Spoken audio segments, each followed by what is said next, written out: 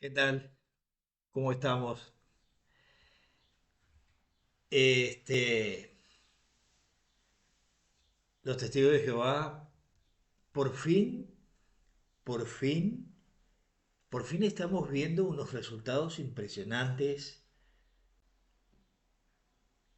por las denuncias de todos los activistas que hay en todo el mundo y que han habido, porque el tema de los activistas se remonta a la época incluso de Rutherford, a la época de el abogado aquel Molín,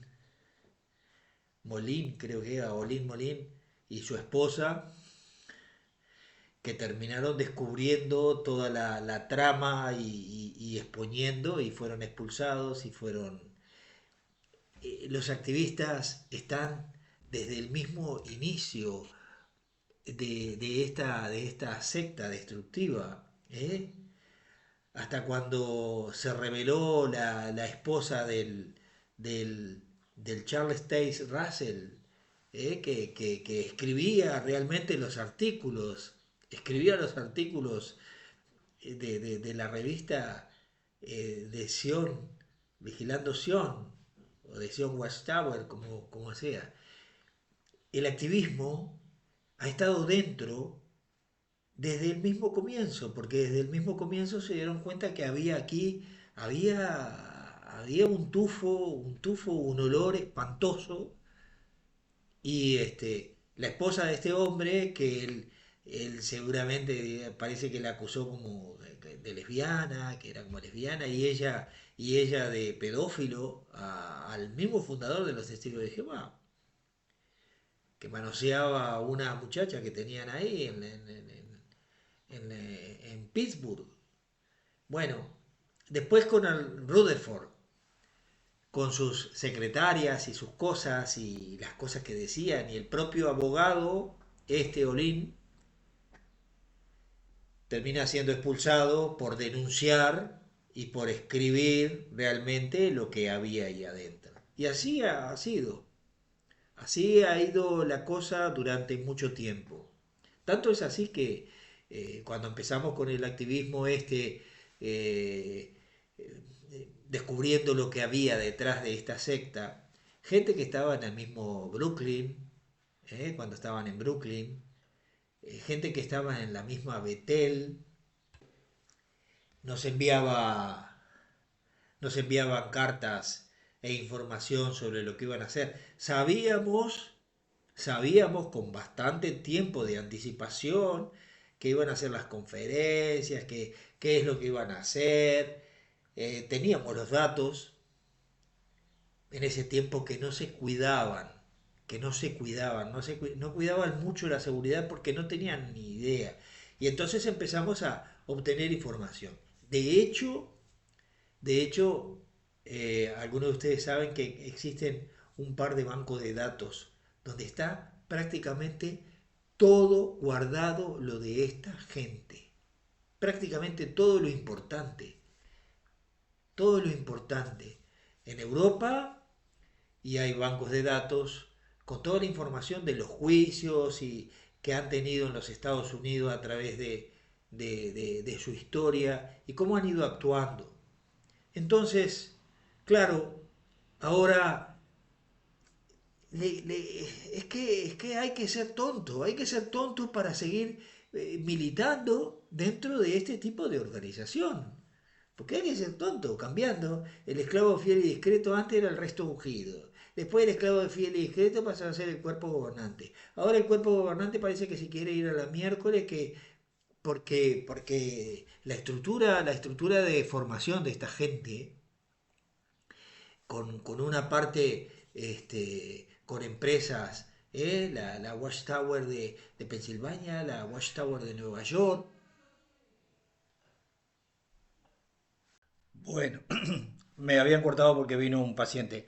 Lo que les quiero decir es que esta gente, con todas sus organizaciones y todo lo que esta gente está haciendo en el mundo, eh, está en caída libre.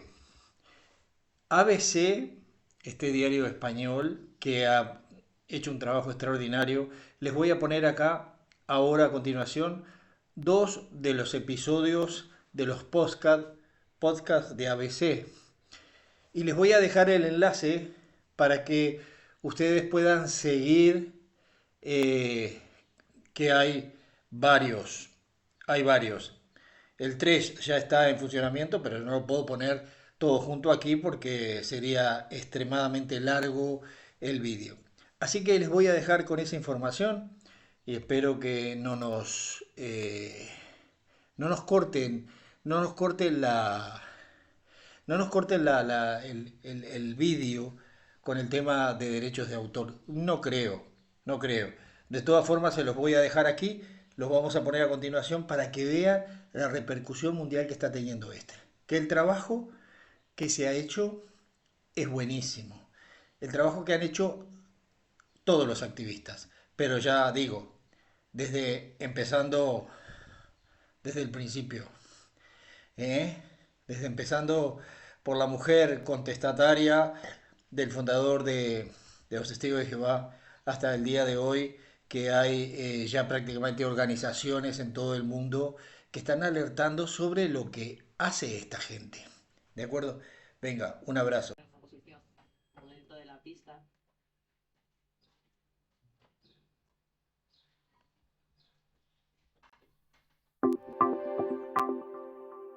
De los Testigos de Jehová conocemos pocas cosas, muy pocas. Esa cuestión de las transfusiones de sangre, ¿no? Que viene de un texto bíblico que dice no mezclarás tu sangre con la de otro. Sabemos que no se meten en política. Aquí no hay ni rojos ni azules. Pero no votan porque ellos ponen su esperanza en el reino de Jehová, el reino celestial. También sabemos que no celebran los cumpleaños. Cuando se celebraban los cumpleaños en el mismo colegio, yo no podía coger ni siquiera una bolsa de chucherías. Y que en Nochebuena no discuten con su cuñado porque para ellos, en esas fechas, no hay nada que festejar. Yo me sentía un bicho raro, claro, en clase. Todo el mundo celebrando cumpleaños, navidades, etcétera, y yo a un ladito. Pero ¿qué ocurre cuando alguien peca dentro de los testigos? Cuando se traspasan los límites, cuando se desobedecen las reglas. Es cierto que los Testigos de Jehová son un policía para cada uno de sus hermanos. ¿Y si además ese pecado es irrenunciable? Tenía muy claro que a mí no me gustaban las mujeres, que yo quería estar con un hombre y que ahí dentro no podía estar. ¿Qué pasa en una familia cuando uno de los hijos deja de creer en Jehová? ¿Cómo se sale de ahí? Fue el punto que me llegué a pensar en quitarme de en medio, por no aguantar más la presión. Abandonar los Testigos de Jehová supone decir adiós a muchas cosas. A la familia, a los amigos, quizás al trabajo. Su vida ya nunca será la misma. Y eso les supondrá ser expulsados del paraíso. ¿Tú estás preparado para vivir fuera? Es como un pájaro cuando sale de la jaula. Pero el ostión que se pega contra el suelo es tremendo. Estos rebeldes se van a unir en el dolor de sentirse solos en un mundo que no conocen. Y por ello se llamarán a sí mismos víctimas. Esa palabra va a enfadar mucho a la cúpula de su antigua religión, que llevará esta pelea hasta los juzgados.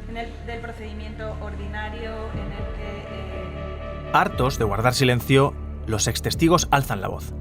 La sociedad empezará a conocer sus historias, y será la primera vez que hablen frente a una jueza. Será la primera vez que salgan en los medios, y será la primera vez que les escuchemos. Así, voz a voz, víctima a víctima. Esta es la historia de un grupo de incomprendidos que acabaron denunciados. En la batalla judicial pelearon hasta el final por la victoria. La victoria de poder seguir llamándose víctimas. Para usted, ¿qué es una secta destructiva? Parece que la expresión es bastante explícita. Los expulsados del paraíso. Sobrevivir a los Testigos de Jehová. Tú le cuentas a un amigo que nunca ha sido testigo de Jehová, le cuentas las películas que nosotros hemos vivido y es que no se las creen. No se las creen. Y es verdad. Vamos a seguir.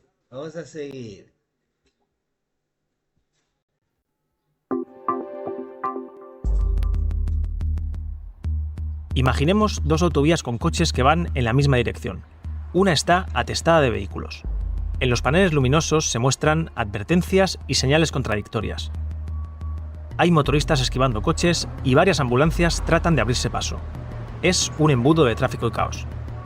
A su lado, en la otra vía, la circulación es fluida, ordenada. No hay incidencias ni sobresaltos. Transitan muchos menos coches y, claro, pueden ir más deprisa. Para los conductores, el trayecto es apacible, placentero. Se sienten, además, afortunados por haber sabido elegir bien. Solo con esa información, todos optaríamos por la autovía en la que el tráfico fluye sin problemas. Bien, esa es la de los testigos de Jehová. Nosotros somos los que tenemos la verdad, somos el pueblo de Dios, los cristianos verdaderos, o sea, tenemos muchos nombres, ¿no? Y la autovía atascada es la nuestra, la del mundo ordinario. ¿Y el mundo en manos de quién está? De Satanás. Pues ya está. Entonces son los mundanos, los satánicos, los que pecan, lo peor, ¿no? Los dos mundos, para ellos antagónicos. Uno en el que estar a salvo y otro destinado a la perdición. Dicho así, puede parecer una metáfora, pero es literal. Los testigos de Jehová creen en el fin de este mundo. Lo llaman el Armagedón. Iba a venir un Armagedón, una destrucción tan dañina que iba a ser un genocidio mundial. Solo si se mantienen en la carretera adecuada podrán llegar hasta el paraíso. Podrán salvarse del infierno. Fuego cayendo del cielo, gente muriendo, ciudades destrozadas, que teníamos que tener una buena relación con Jehová y, si no lo teníamos, nos iba a pasar eso. Así viven durante años, convencidos de que están en el único lugar correcto, a salvo con sus creencias. Pero para disfrutar de esta plenitud es importante cumplir dos cosas. La primera, ser obediente. O sea, ellos tienen sus propias normas y leyes ahí dentro. Hay que cumplirlas y no cuestionarlas jamás. Tú no puedes buscar información de fuera, es algo que te va a hacer daño, que te va a hacer dudar, que te va a afectar a tu espiritualidad. Ese es el grado de adoctrinamiento al que llegan. El segundo requisito es mantener las distancias con aquellos que piensen diferente. Es decir, las dos carreteras nunca pueden cruzarse. Los dos mundos deben ser compartimentos estancos. Toda tu vida tiene que estar y desarrollarse dentro de la congregación o de la organización de Jehová. Entonces, bueno, pues enseguida está esa distinción, ¿no? Los buenos y los malos. El relacionarte con personas del mundo es lo peor. Hay que trazar un cordón sanitario porque está en juego la vida en el más allá. Por eso, a quien desobedece se le castiga. Es cierto que los testigos de Jehová son un policía para cada uno de sus hermanos. Sales y es que te quedas sin casa, sin trabajo, sin amigos. Porque pienso que es un maltrato. Ellos dicen que es una muestra de amor, pero es un maltrato. Aún así, a pesar de las reprimendas, de las sanciones, algunas personas no respetarán esa frontera y se van a desviar del camino. Se verán atraídos por lo que hay al otro lado. Saldrán de esa carretera de dirección única y pagarán las consecuencias. Es inhumano lo que hacen. Es inhumano. Lo ven desde el punto de vista más retorcido posible. Te mato porque te quiero. Es su historia la que vamos a contar. La de los expulsados, los censurados, los que primero fueron parte de los elegidos por Dios y a los que ahora repudian. Son extestigos de Jehová. ¿Tú estás preparado para vivir fuera de esa burbuja? Es como un pájaro cuando sale de la jaula. El ostión que se pega contra el suelo es tremendo. Entonces, que ocultan cosas muy graves y muy perjudiciales para las personas, que no son de verdad cristianos, que son una secta. En 2019, estas voces que escuchamos, estas personas anónimas, se pusieron en contacto y se organizaron. Formaron la Asociación Española de Víctimas de los Testigos de Jehová. Y esa palabra, víctimas, es clave. Claro, hasta ese momento yo no había pensado en esa palabra, ¿no? Pero me pareció muy acertado. Víctimas, claro, somos víctimas. Pero desde la confesión a la que pertenecían se van a sentir ofendidos. Los testigos de Jehová dicen que su derecho al honor ha sido vulnerado, que ellos no han provocado ninguna víctima y entonces denuncian a la asociación. Exigen al juez que retiren sus estatutos y que dejen de llamarse así. Quieren que se disuelvan. Según ellos, las víctimas no pueden llamarse víctimas. Buenos días, señora. Tome asiento en la silla central. Y estas, para ganar el caso, tendrán que demostrar que sí lo son.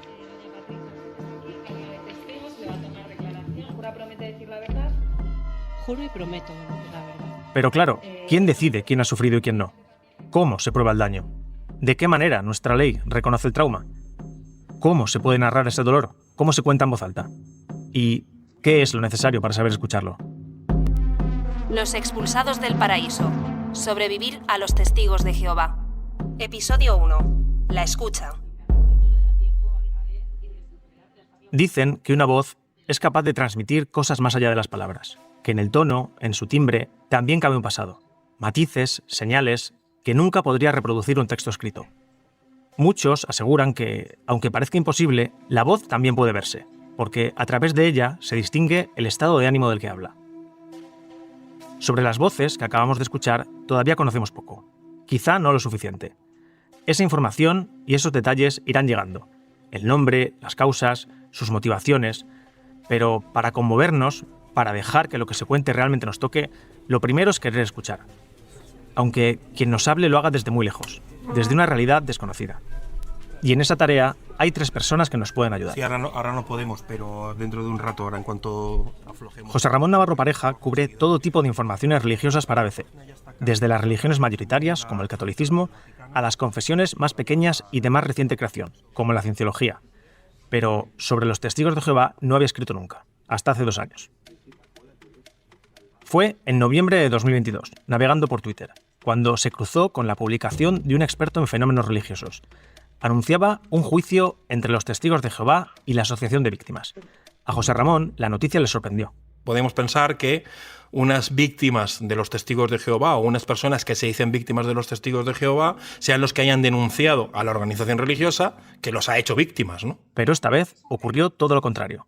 Es la propia organización religiosa la que ha denunciado a sus antiguos adeptos que han decidido salirse, por la razón que sea, o que han sido expulsados, y que se han organizado en una asociación, ¿no? Entonces esto es lo que me llama la atención. Es cierto que José Ramón no había escrito antes sobre los testigos de Jehová, pero no porque no lo hubiera intentado. Llevaba años interesado en el tema. Pero siempre ha sido muy difícil poder informar sobre esta cuestión. José Ramón ya había oído historias sobre los extestigos, pero siempre se había encontrado con el mismo obstáculo. Contrastar fuentes, asegurarse de que esos testimonios de personas expulsadas no fueran visiones parciales, interesadas. Ahora, este juicio venía a resolver ese gran escollo. Es decir, que por primera vez iban a aparecer en un juicio por los casos que estas víctimas decían que habían sufrido, de violaciones, de maltrato personal, de ostracismo, de ser apartados o de ser conminados a no hablar con sus familiares. Iban a decirse en un juicio. Si tomáramos una fotografía de las creencias en España, a los testigos de Jehová les correspondería un porcentaje nada desdeñable. En nuestro país hay casi 1.400 congregaciones y más de 122.000 evangelizadores. Haciendo los cálculos, 1 de cada 400 españoles es testigo de Jehová. Aún así, sabemos poco de ellos. A pie de calle, los testigos de Jehová aún son identificados por su prohibición de aceptar transfusiones de sangre. Es una norma interna que ha provocado más de un caso polémico por causar alguna muerte entre sus fieles. Entonces yo creo que la sociedad española y la sociedad en general apenas conoce lo que hay dentro, cómo funcionan, cómo están organizados, cómo se financian. Todo eso no se conoce. Antes de que llegara al juicio, José Ramón comenzó a documentarse sobre lo que tendría que informar. Tiró de hemeroteca, artículos, entrevistas, reportajes, también libros y revistas, incluida La Atalaya, la principal revista editada por los testigos. Quizás se haya quedado sin trabajo y se pregunte cómo va a mantener a su familia. O tal vez este es un extracto del artículo Confíe en que Jehová lo ayudará pase lo que pase, publicado en noviembre de 2023. El primer número de La Atalaya se imprimió en 1879 y desde entonces sus no más de 16 páginas se siguen publicando de manera mensual. Es algo así como su boletín oficial, donde se recogen las doctrinas de la organización y los temas relacionados con el estilo de vida que deben seguir. La tirada de La Atalaya supera a cualquier otra publicación. Cada cuatrimestre se imprimen más de 60 millones de ejemplares. Ninguna religión en el mundo tiene ese poder editorial, ni siquiera la católica. Tienen un cuerpo gobernante que en principio está en Estados Unidos, que serían como los grandes sabios que toman las decisiones, y a partir de ahí esas decisiones se implementan en cada uno de los lugares que regionalmente están divididos, ¿no? Los testigos de Jehová se presentan como una sociedad sin ánimo de lucro y no piden ninguna cuota a sus miembros, pero sí donaciones voluntarias. En España están inscritos en el Registro de Entidades Religiosas y desde 2006 son reconocidos como una religión de notorio arraigo, lo que les garantiza algunos beneficios fiscales. Además de darse cuenta de su estructura internacional y nacional, de la magnitud de la organización, en esas primeras lecturas José Ramón se encontró con palabras que no entendía, términos extraños que no lograba poner en contexto: censura, comité judicial, salón del reino y uno de los más repetidos, anciano. Que ancianos pues pueden ser pues quizá esas personas más mayores dentro de una comunidad que ya tiene una experiencia como muy documentada. En realidad lo que se están es refiriendo a la especie, dijéramos, comparado con otra religión, al presbítero, al sacerdote, a la persona que de alguna manera dirige la comunidad, ¿no? Y que no necesariamente tiene una gran formación. Es una de las muchas palabras que los mundanos, como ellos nos llaman, los que no formamos parte de su religión, no sabríamos interpretar. El objetivo de esto, Yo creo que cualquier organización humana que quiere forzar a una mayor cohesión interna acaba teniendo una jerga propia, ¿no? Eso es habitual, no necesariamente solo de los fenómenos religiosos, pero acaba teniendo una jerga propia. Todas estas expresiones son importantes para forjar la identidad del grupo, sentirse al margen. Los testigos de Jehová quieren diferenciarse del resto del mundo, pero también del resto de religiones. Según ellos, la suya es la única verdadera. Las demás han prostituido el mensaje de Cristo. Aunque parezcan una confesión cristiana más, como católicos, ortodoxos o protestantes, porque además ellos dicen que se fundamentan en la Biblia, en la práctica son una organización religiosa de reciente creación. Aparecieron en Estados Unidos a finales del siglo XIX y no formarían parte de esa rama de las diferentes iglesias cristianas. Los testigos de Jehová también creen en su Dios y en la Biblia, pero su modo de entenderla no se entronca con la tradición cristiana más reciente. Esta es una de las grandes diferencias respecto al catolicismo. Cuando la Iglesia Católica ha hablado de la literalidad de la Biblia, se ha equivocado muchas veces con el concepto de la creación. El mundo no fue creado en 7 días, sino que eso es una historia que tiene un componente simbólico y que a partir de ahí hay que hacer una interpretación. Pero no es así en el caso de los testigos. Ellos hacen una lectura muy literal de las Sagradas Escrituras.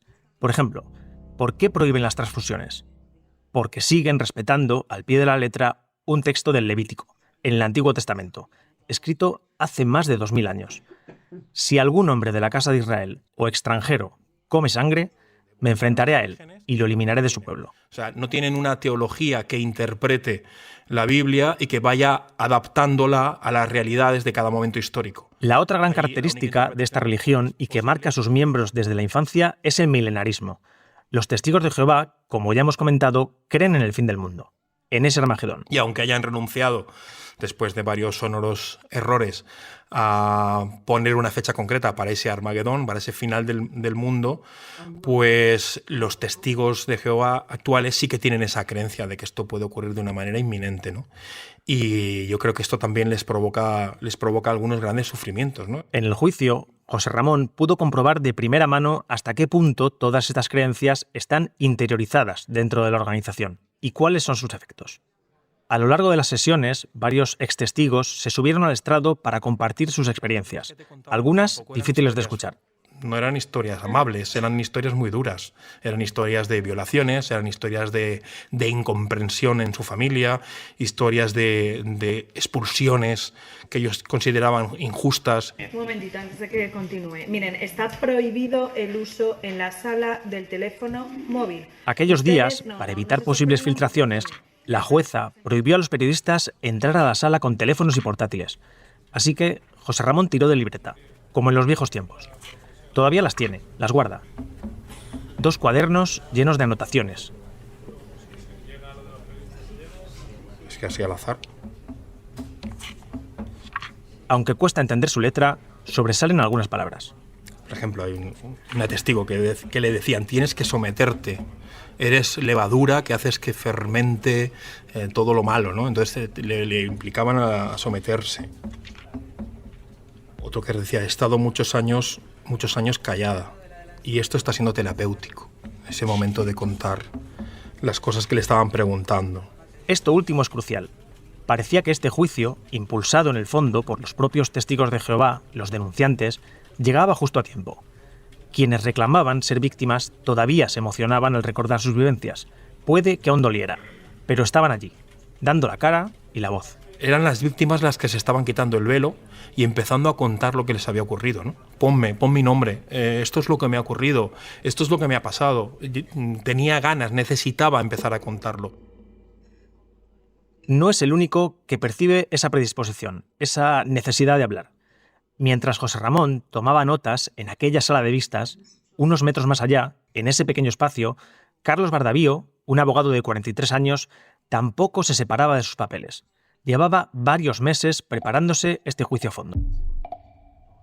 Son personas que después de mucho tiempo de haber salido y de ya por fin haber conseguido lograr una vida estable y normalizada, es cuando tienen el atrevimiento, que no es poco, el atrevimiento de contar lo que les ha pasado.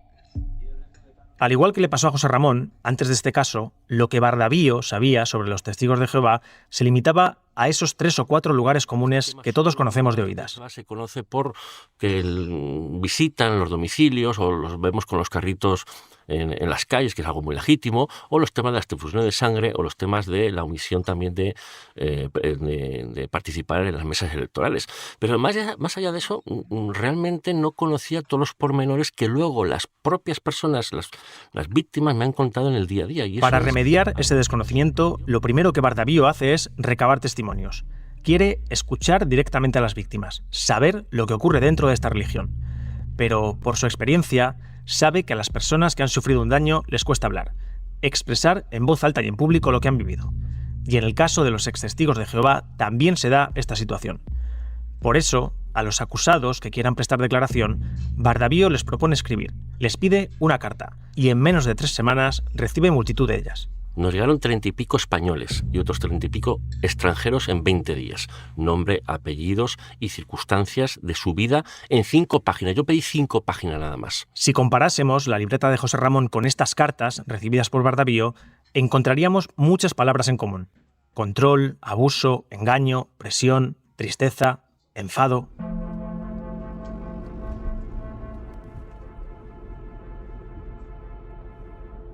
La primera vez que el abogado lee estas cartas no es en su despacho de Madrid, ni en el salón de su casa.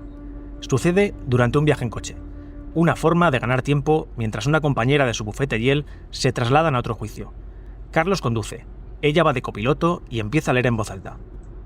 El contenido es demoledor.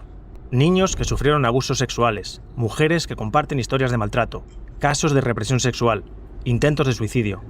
Pues acabamos llorando en cada uno de los testimonios porque vimos que era sorprendente cómo en el siglo XXI hubiera personas con ese grado de dolor, de control que afirman, de situaciones que afectan a su día a día, a su salud, a sus derechos fundamentales más básicos, que es la familia, el trabajo, la libertad. El sufrimiento, descrito en esos folios, les sobrecoge. Son manifestaciones de tipo, pues es que los testigos de Jehová es una secta coercitiva, que los testigos de Jehová pueden arruinar su vida, pueden arruinar su familia, pueden llevarles a trastornos psicológicos. No es algo que se diga habitualmente de un grupo religioso. En este punto aparece otro concepto que será esencial en esta historia, el de secta. Carlos Bardavío es un abogado especialista en ellas. Desde la asociación no le eligieron por casualidad. Él fue el primero en España en dedicar una tesis doctoral al estudio de las sectas y el derecho penal, un tema al que en nuestro país nadie antes había prestado esa atención académica. En su definición literal, en el diccionario, la palabra secta aparece definida como un grupo religioso que se aparta de la doctrina que se considera ortodoxa. Pero, vamos a ver, el concepto de secta es un concepto que está en el acervo social de toda la vida de Dios. La palabra secta en sí misma para mí es inocua, neutra. Sin embargo, todos le solemos añadir un sentido peyorativo, relativo a la segunda acepción. Una comunidad cerrada de carácter espiritual, guiada por un líder que ejerce un poder carismático sobre sus adeptos. Es de esta de la que estamos hablando. La palabra secta tiene un condicionante negativo en el acervo social, objetivo, por un lado, que es la separación de otro grupo, negativo, porque es una doctrina que se aparta de todo lo demás y que hay cierta, digamos, adoctrinamiento fuerte, pero luego hay una tercera acepción, que es que existe un control absoluto sobre sus miembros. Según los extestigos, que se reúnen bajo la Asociación de Víctimas, esa es la realidad que han vivido. Para Bardavío, el aceptar este caso también implica abrir un gran debate. La pregunta legítima que puede hacerse la sociedad española es si hay un control absoluto sobre sus miembros dentro de los testigos de Jehová. Porque, ¿qué quiere decir control absoluto? ¿Puede una religión ser una secta?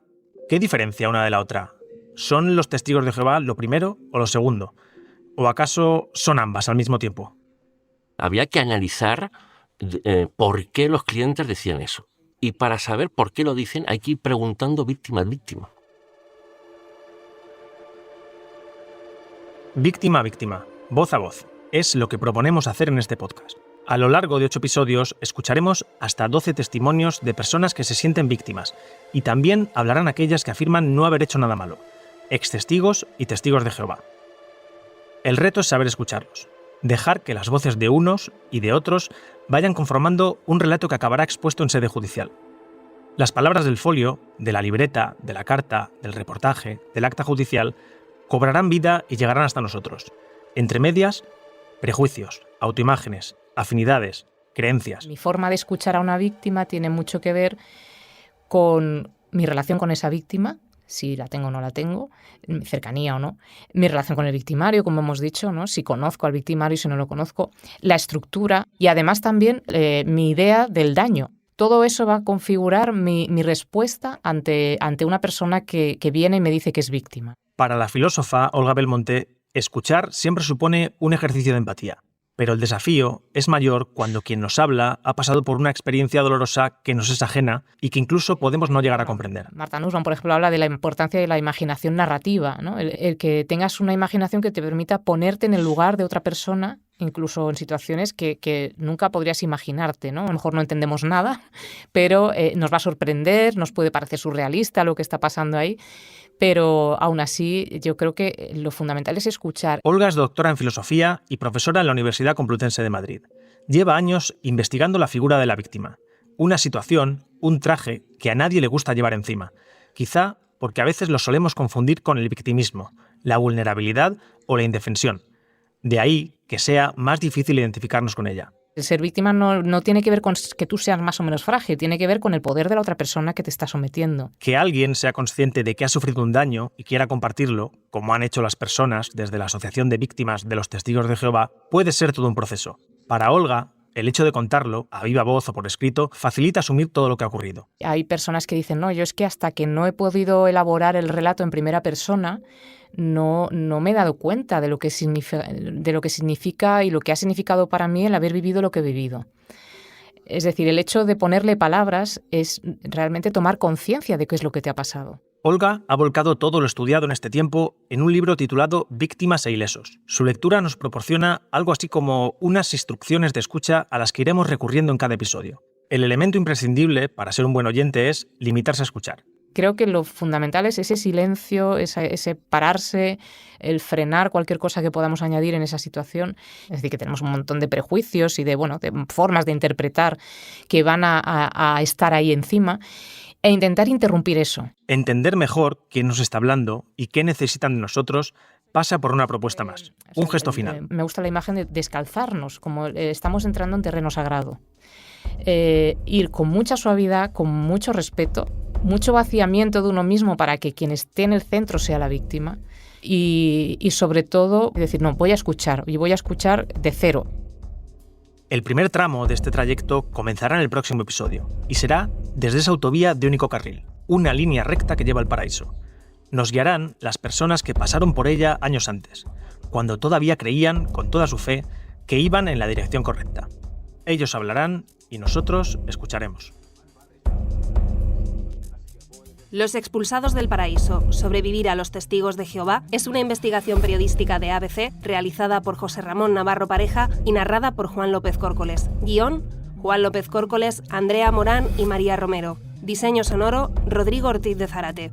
Entrevistas, Manuel Garre, Juan López Córcoles y María Romero. Idea original, Javier Nadales. Producción ejecutiva, José Ángel Esteban y Javier Nadales. Dirección, Andrea Morán. ABC no se hace responsable de las afirmaciones ni opiniones expresadas por las personas que participan en esta serie.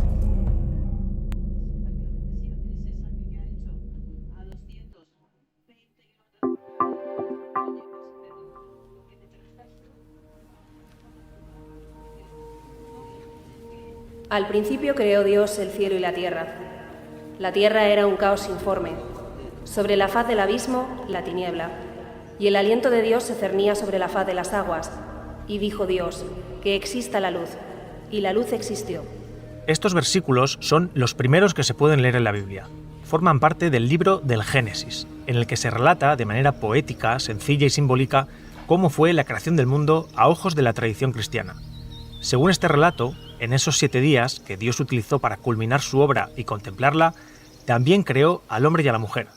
Los situó en un lugar donde podrían vivir en plena armonía con la naturaleza y sin conocer el sufrimiento. Ese era el jardín del Edén. llamaba mucho la atención las imágenes del paraíso. Era un paraíso, era todo como un jardín, con flores, muy bonito, ¿no? Es muy idílico. El fin del tiempo en aquel paraíso es conocido hasta por aquellos que no han tenido una educación católica. Eva fue tentada por Satanás, convertido en serpiente, para comer del árbol prohibido. Compartió el fruto con Adán y ambos fueron expulsados del Edén para siempre. Sin embargo, los testigos de Jehová creen que el paraíso puede ser restaurado. Patricia no tenía que imaginárselo. Lo veía pintado en las publicaciones difundidas en su congregación. Había un libro que era mi libro de historias bíblicas, que era grande, con dibujos en colores muy grandes. Y claro, a mí se me quedaban grabadas esas imágenes. En aquel libro infantil, las ilustraciones anticipaban lo que ocurrirá cuando llegue el apocalipsis. Jehová acabará con los gobiernos humanos y solo aquellos que hayan demostrado ser dignos serán recompensados con la vida eterna. Los elegidos convivirán como hermanos y podrán hablar hasta con los animales. Yo quería estar en ese paraíso, vivir para siempre, con los animales, con leones, tigres y personas de todas las nacionalidades, de todos los colores, ¿no? Había negros, chinos, indios, de todas partes. Esas son las viñetas aspiracionales, las que dibujan un futuro mejor, un futuro perfecto. Pero en la siguiente página, las ilustraciones mostraban el otro lado, lo que les ocurriría a todas aquellas personas que no creyeran en Jehová. Y esas imágenes eran catastróficas. Entonces en las atalayas sobre todo había muchas imágenes de todo destruido. Había una parte del dibujo que estaba oscura, que era todo lo que es el mundo como está ahora, pero derribado, ¿no? Edificios destruidos, personas muertas. Los pequeños testigos, niños de 6, 7 años, empiezan a interiorizar así las grandes creencias de su religión. El mundo, tal y como lo conocen, terminará de manera dramática antes o después. Y la salvación está en sus manos. Porque es que te instauran el horror, el terror, el miedo a desagradar a Dios. Y sobre todo el fin del mundo, ¿no? El Armagedón, la guerra del Armagedón. Aquella división entre los que se salvarán y los pecadores les marcará de por vida. No solo porque definirá cómo perciben la realidad de lo que hay fuera, de los que estamos fuera, sino porque también justificará todo lo que ocurra dentro. Esta gente son del mundo, esta gente va a ser destruida en el Armagedón. Entonces eso te mantiene más dentro, ¿no?, de los testigos, y más adoctrinada y más feliz, entre comillas. Los expulsados del paraíso. Sobrevivir a los testigos de Jehová. Episodio 2. El primer desconcierto. Si el gran conflicto de esta historia trata sobre cómo un grupo de personas salieron malheridas de un sitio, de una organización, de un sistema de creencias, de sus propias críticas, antes tenemos que preguntarnos cómo es que decidieron entrar. Cerca de 40.000 testigos de Jehová, llegados desde los 5 continentes, se dieron cita en Barcelona para celebrar una asamblea internacional. En España, la Ley de Libertad Religiosa se aprobó en 1967, pero los testigos de Jehová tardaron 3 años más en ser legalizados. Así que la organización profesó su fe en un régimen semiclandestino hasta 1970. A partir de entonces, y gracias en parte al proselitismo tan activo que practican, se produce una explosión. El número de testigos en activo no dejará de crecer en las siguientes décadas. El país entonces estaba en pleno cambio, y formar parte de los testigos de Jehová era una forma, quizá inconsciente, de encontrar certidumbres, estabilidad. Es un mensaje muy atrayente, ¿no? Que la tierra se convierta en un paraíso, que no haya injusticias. Es un mensaje muy potente para personas que están deprimidas o sienten que la vida es dura. Patricia se subirá al estrado durante la tercera sesión del juicio. Su historia arranca precisamente en la década de los 70. Entonces mi madre se convenció de todo esto, dijo, bueno, pues sí, parece que la Iglesia Católica pues no me aporta una visión como muy para estos tiempos, ¿no? No sé. Y bueno, pues se convenció, entonces se hizo testigo. Unos años después se unió su padre. Y él lo vio algo bueno, pues es una cuestión de ser una familia cristiana y llevar una vida digna, honrada y buena. En principio parece inocente la cosa. Patricia nació cuando parte de su familia ya se había convertido. Es lo que suele ocurrir habitualmente. Pese a la euforia inicial, tras ser reconocidos, a día de hoy la tasa de conversión es muy baja. La mayoría de sus fieles son hijos de testigos, es decir, han nacido ya dentro de esta comunidad. El caso de Joshua es muy parecido. Él no tuvo que elegir entre creer o no creer. Generación tras generación, en su familia habían heredado esta fe, empezando por sus abuelos. Mis padres sé que ellos eran católicos y estaban como decepcionados con la Iglesia Católica, con sus enseñanzas, por lo que ellos alguna vez han comentado. Y mis padres ya cuando se casaron ya eran testigos de Jehová, entonces se conocieron dentro de la religión y se casaron. Existen muchas razones por las que alguien puede sentirse atraído por un futuro mejor, más amable. Para la madre de Priscila, esta iglesia fue una tabla de salvación. Estamos hablando de los años 70 o así. Ella vivía en Barcelona y bueno, se queda embarazada de mi padre, por lo que se tuvieron que casar. Bueno, digamos que la vida de casada no era la vida que ella esperaba, y ahí entra en un bucle depresivo. Entonces un día tocaron a la puerta los testigos de Jehová y mi madre tomó eso como la prueba de que sí o sí esa tenía que ser la religión verdadera. Entonces todo empieza así.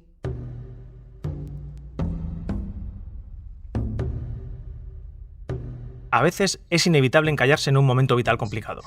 Que la empresa cierre y quedarse sin empleo, una mala separación, disputas familiares. En esas circunstancias, cualquiera de nosotros podríamos vernos atraídos por un horizonte de felicidad. Ni mi madre ni nadie que entra allí no lo hace si no está en una situación de vulnerabilidad. No tiene nada que ver con la inteligencia. Tiene que ver con una herida emocional. Frente a una entidad que te ofrece la solución milagrosa.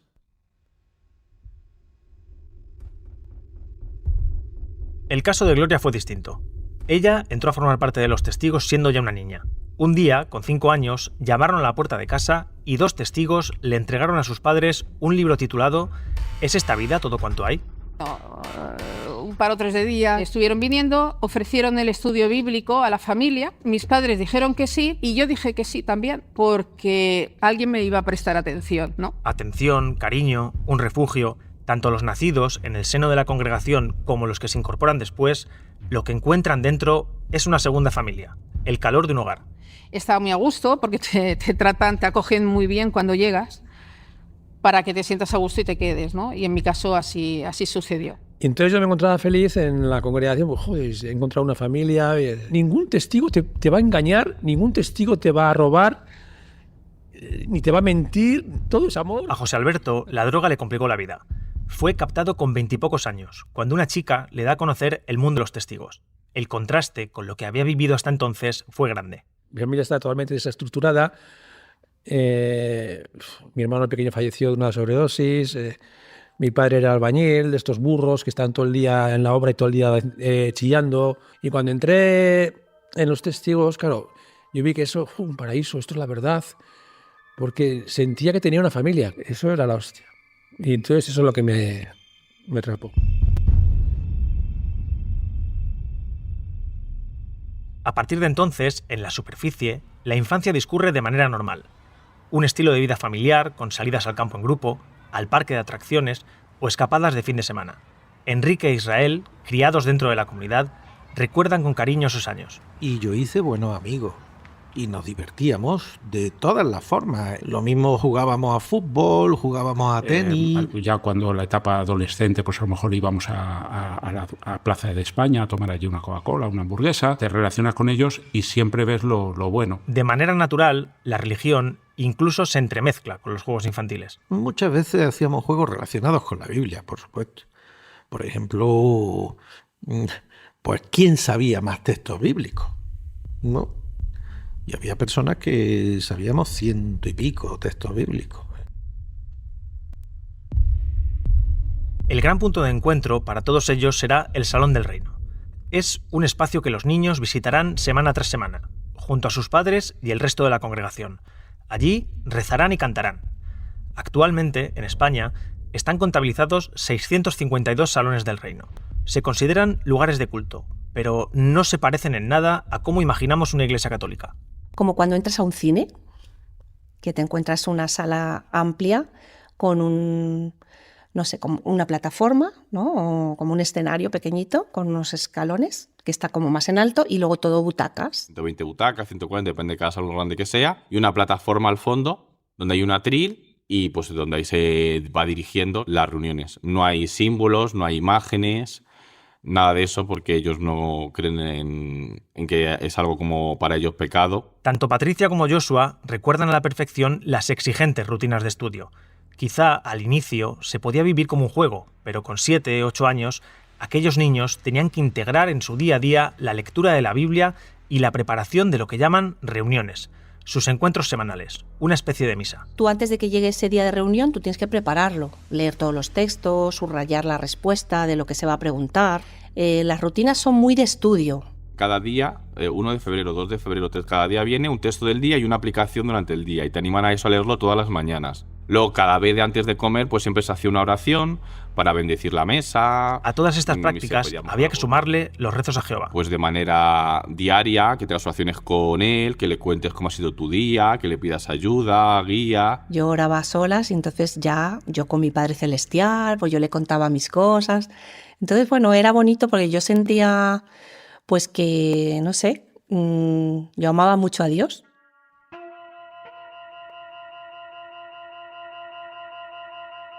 Para la filósofa Olga Belmonte, que ha investigado la experiencia de las víctimas, lo que ofrece el universo construido por los testigos de Jehová tiene un nombre, y va más allá de las excursiones al campo y los rezos en grupo. Lo denomina patria. Estamos acostumbrados a relacionar este concepto con las naciones o con los lugares de origen, pero es mucho más amplio. O sea, necesitamos tener una especie de hogar existencial. Los 3 elementos fundamentales serían la protección, por un lado, la familiaridad y la proximidad. Eso es lo que te hace sentirte en casa. En la comunidad de testigos de Jehová reina el amor a Dios, el orden y la hermandad. Si alguien se pone enfermo, todos van a visitarlo. Si un vecino pasa por una mala racha, se le apoya. Y si alguien flojea en su fe, se intenta animarle a que confíe. Es, sin dudarlo, su propio mundo, su patria particular. Estar en un lugar que no tiene por qué ser solo físico, ¿no? Sino una comunidad de personas, de gente, una familia o lo que sea, que te haga sentirte protegido, que sientas familiaridad y desde ahí distingas lo extraño, ¿no? Que es lo otro. Es algo que se da en muchos otros aspectos de la vida. Las cosas se construyen en oposición. La oscuridad es la ausencia de luz. Identificamos el blanco como el contrario del negro. La derecha se erige contra la izquierda, el heterodoxo y el ortodoxo, el nativo y el migrante. Es decir, nosotros contra ellos contra nosotros. El mundo de los testigos existe porque hay otro fuera. Precisamente el crear fuera al enemigo, ¿no? Y lo malvado es para reforzar la imagen interna de salvación, de paraíso.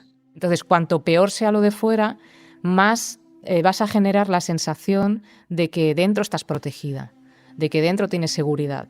Entonces, claro, las víctimas generan ese tipo de dependencia. Por el miedo a lo de fuera, acaban asumiendo lo que pasa dentro.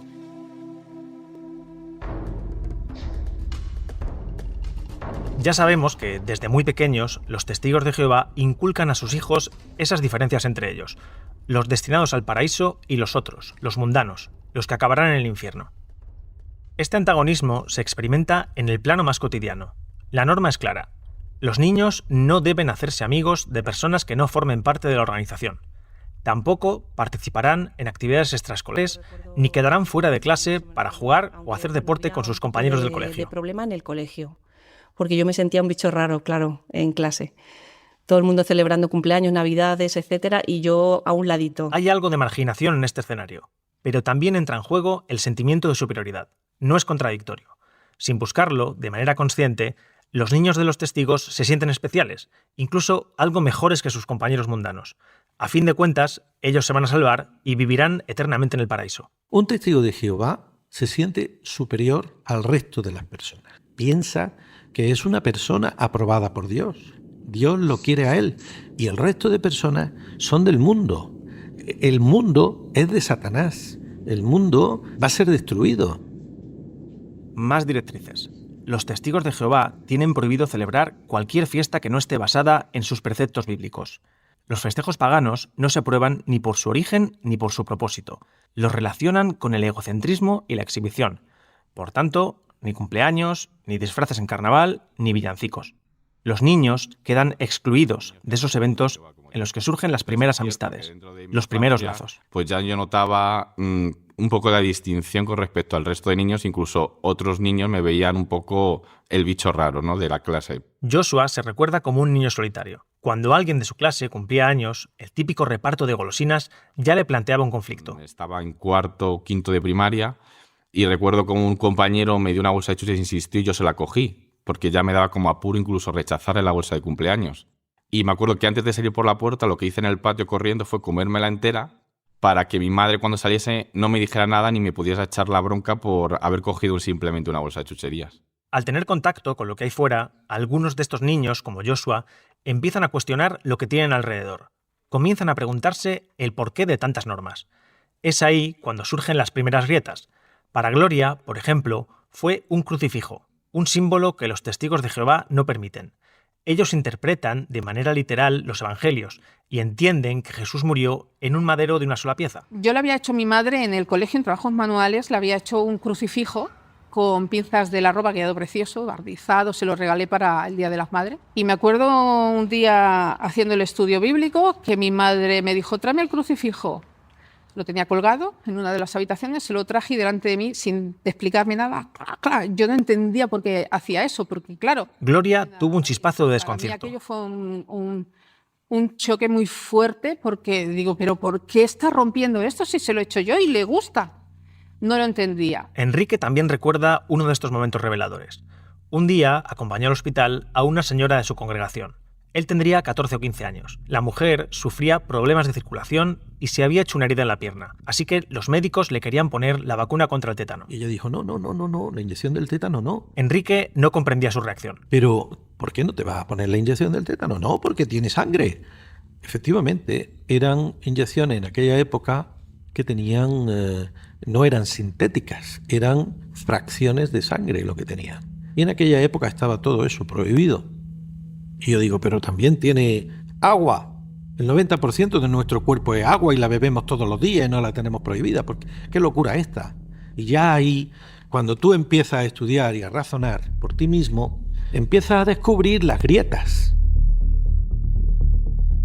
Estos son los primeros momentos de incomprensión.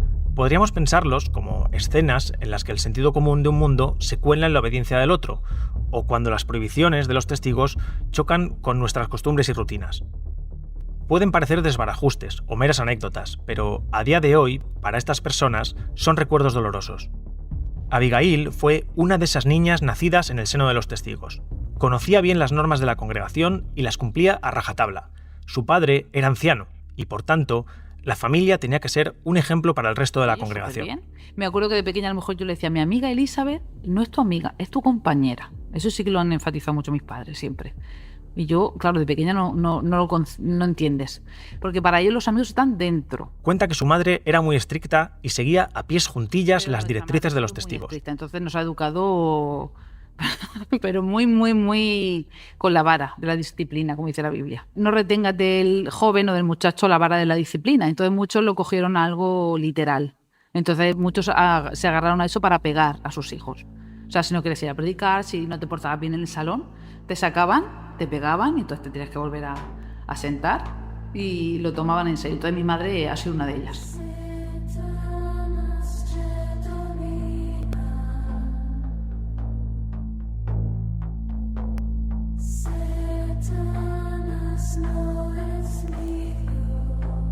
Hasta aquí, los niños que a partir de los años 70 fueron naciendo y criándose en las comunidades de testigos repartidas por toda España. A principios de la década, la congregación apenas estaba empezando a caminar en nuestro país. Aún así, incluso antes de que la libertad religiosa fuera aprobada, algunos testigos llegaron a España con el objetivo de realizar labores misioneras, evangelizar. Uno de ellos fue Aníbal Matos. Y le cedo la palabra. Muchas gracias. Muchas gracias. Soy el último ponente de... Aníbal llegó a España en 1964 y se encontró un país en el que debía predicar en clandestinidad. Han cambiado muchas cosas desde entonces. 60 años después, los testigos de Jehová están considerados como una religión de notorio arraigo. Y en este tiempo, Aníbal ha pasado de ser un misionero, como cualquier otro, a desempeñar las tareas de portavoz de la Congregación Española de los Testigos de Jehová. Ocupó este cargo hasta hace unos años. Aquí le estamos escuchando durante su intervención en las jornadas de duelo y multiculturalidad del año 2015, organizadas por el Colegio de Psicólogos de Madrid. Lo cual indica que no hay vida después. Aníbal es un hombre de unos 70 años, muy delgado, lleva gafas de montura metálica, viste traje gris y, como todo testigo, no lleva barba. Los testigos lo tenían prohibido hasta hace apenas unos meses. Aníbal es anciano, la figura de mayor autoridad que puede haber en una congregación de los Testigos de Jehová. Es el equivalente al sacerdote en la Iglesia Católica. Llorar puede ayudar a aliviar la pena. Según la Biblia, hay un tiempo de llorar. Y qué duda cabe, ese tiempo llega cuando muere un ser querido. Derramar lágrimas de dolor es parte... En cierta forma, este podcast también trata de esto, de perder a los tuyos y de cómo superarlo. Lo que ocurre es que hay muchas otras maneras de perder a seres queridos que no requieren de ninguna muerte. Sentimientos de culpa. Ese es un campo algo más delicado. Hay quienes tal vez experimenten sentimientos de culpa tras la pérdida de alguien querido. Tal vez el doliente crea que algún descuido suyo contribuyó a la muerte. ¿Se puede sentir culpa sin haber hecho nada malo? A lo largo de su vida, las personas que son expulsadas de los testigos de Jehová vivirán experiencias que les provocarán secuelas psicológicas y físicas, baja autoestima o trastornos de salud mental. Aunque todo comience ahí, en esa sutil separación entre dos mundos, entre los niños que pueden celebrar el cumpleaños y los que no. Por eso, estas personas acabarán uniéndose para formar la Asociación Española de Víctimas de los Testigos de Jehová. Y por eso, por esa palabra, víctimas, terminarán en un juicio obligados a demostrar que sí lo son. Se procede a celebración de la primera sesión en el juicio del procedimiento ordinario en el que... En juego están derechos fundamentales. El derecho al honor, por un lado, y el derecho a la libertad de expresión y de información, por otro. El año 2021 de este juzgado de primera instancia, número 6, pues se llama en primer lugar... El juicio dio comienzo en noviembre de 2022, en Torrejón de Ardoz, y transcurrió en 5 sesiones. El primero en subir al estrado fue precisamente Aníbal Matos.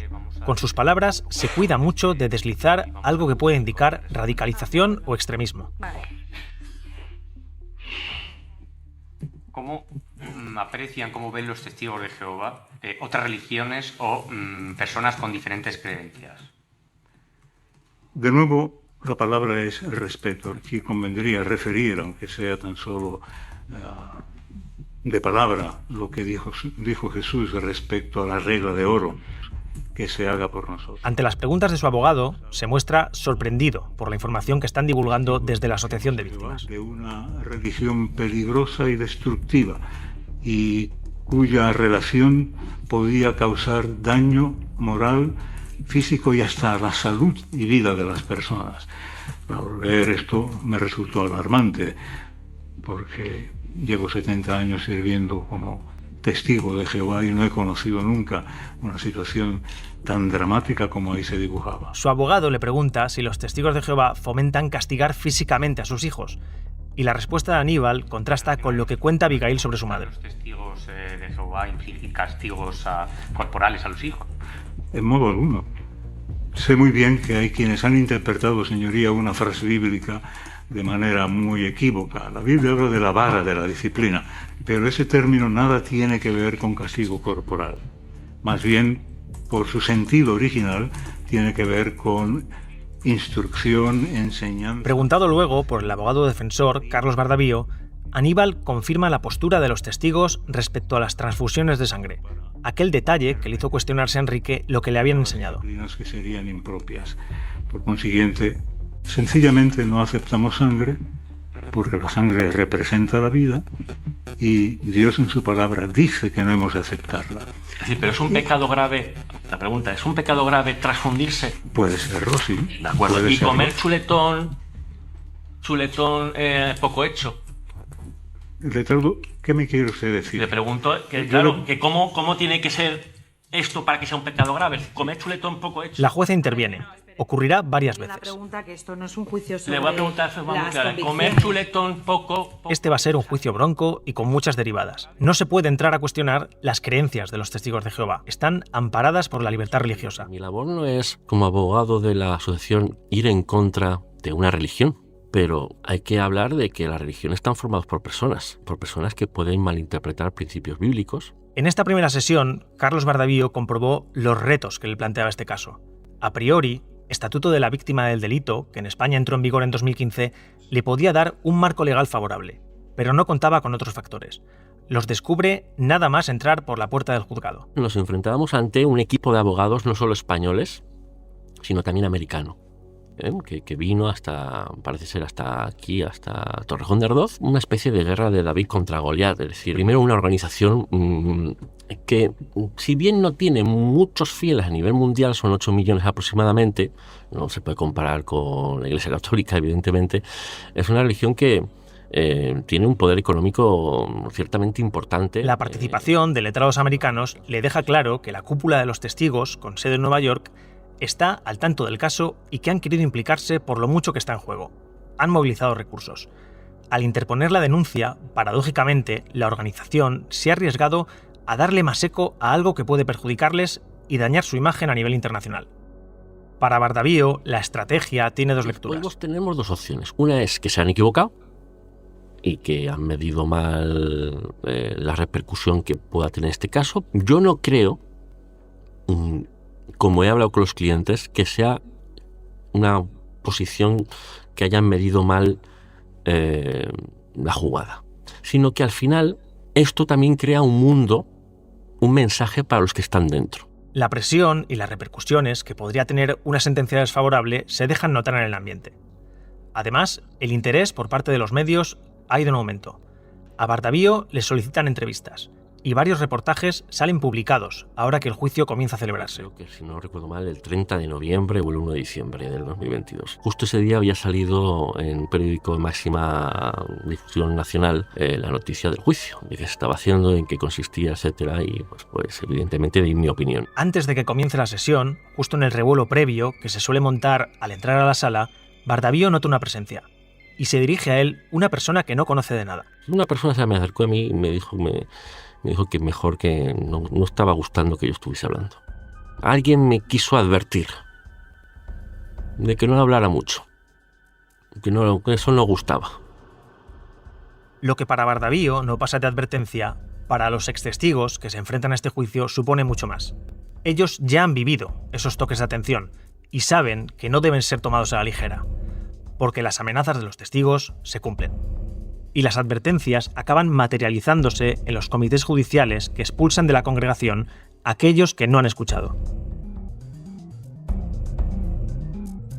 Los expulsados del paraíso, sobrevivir a los testigos de Jehová, es una investigación periodística de ABC realizada por José Ramón Navarro Pareja y narrada por Juan López Córcoles. Guión, Juan López Córcoles, Andrea Morán.